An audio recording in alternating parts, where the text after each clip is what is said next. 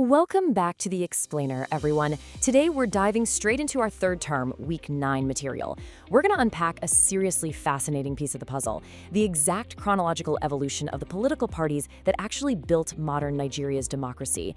Whether you're studying this for the first time or just brushing up on your political history, understanding how these specific parties formed, merged, and clashed is literally the key to making sense of the Nigerian political landscape today. So, let's get into it. Okay, let's set the stage by defining our era, the Fourth Republic. This was a massive turning point. It kicked off when General Abdul Salami Abubakar finally lifted the ban on party politics. It marked the historic end of consecutive military regimes and paved the way for brand new civilian political movements. It was basically a massive reset button, giving Africa's most populous nation the chance to build a democratically elected government totally from scratch. Here's what we're looking at today. First, the People's Democratic Party. Second, the early opposition, the AD and the ANPP. Third, the APC megamerger. And finally, a historic democratic milestone. Part 1, the People's Democratic Party and the dawn of the Fourth Republic. Now, the PDP definitely didn't just appear out of thin air. Its origins trace right back to the G34.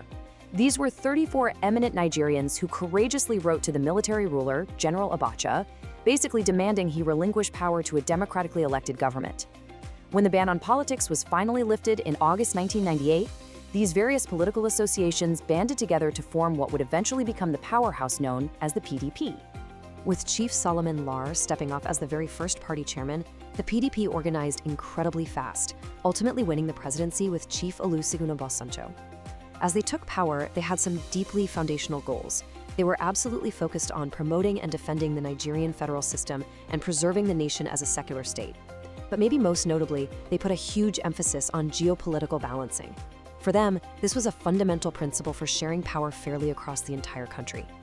Once they were actually in office, the PDP administration set out to hit some major milestones. They went after corruption systematically, establishing dedicated agencies like the EFCC and the ICPC.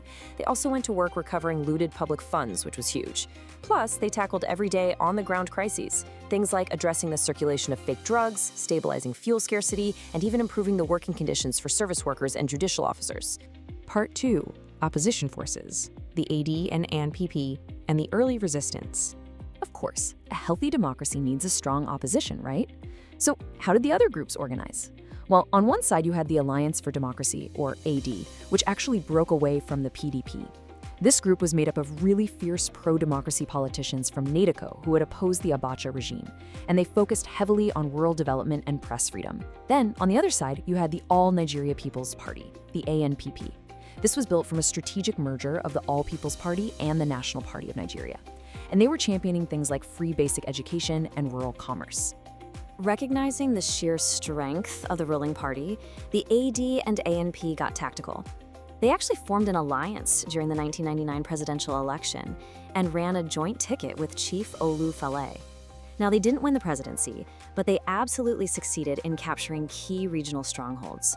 The AD grabbed 5 governorships in 1999, and the ANP built on that momentum to secure 7 states in the 2003 elections. The ANPP in particular turned into a truly formidable force.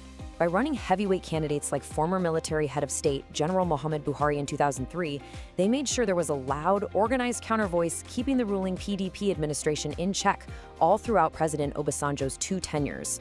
Part 3, the APC megamerger and the rise of a unified opposition. So, by 2013, the opposition realized their fragmented approach just wasn't going to cut it anymore. They needed a totally new strategy. And in February of that year, a genuinely historic move took place. Nigeria's biggest opposition parties, the Action Congress of Nigeria, the Congress for Progressive Change, the ANP, and a faction of APGA, all decided to effectively dissolve their individual identities. They pooled their resources, their regional bases, the whole shebang, to form one massive unified entity, the All Progressives Congress, or the APC. This newly unified platform wasn't just a loose alliance, it was incredibly structured. They combined a sharp focus on governance, specifically promoting federalism, with a really modernized economic approach aimed at developing ICT and local expertise. They also doubled down on socio-political freedoms, human rights, and the pursuit of a highly dynamic foreign policy. They had a clear, comprehensive vision. Part 4. A historic democratic milestone, the 2015 election. All of this strategic buildup finally came to a head in 2015, and the sheer scale of the APC's breakthrough, it was undeniable. To really grasp the magnitude of this shift, consider this. They captured a staggering 26 governorships across the Federation in 2015. They effectively completely rewrote the electoral map and proved just how incredibly powerful a unified opposition strategy could be. This was the ultimate payoff of the Fourth Republic's evolution. With Muhammad Buhari as their candidate, the APC achieved what honestly had never been done before. For the very first time in Nigeria's history, an opposition party successfully unseated a governing party at the presidential level and, crucially, power was transferred peacefully. Talk about a massive stress test for the country's democratic institutions, and they held strong. And this wasn't just a flash in the pan either.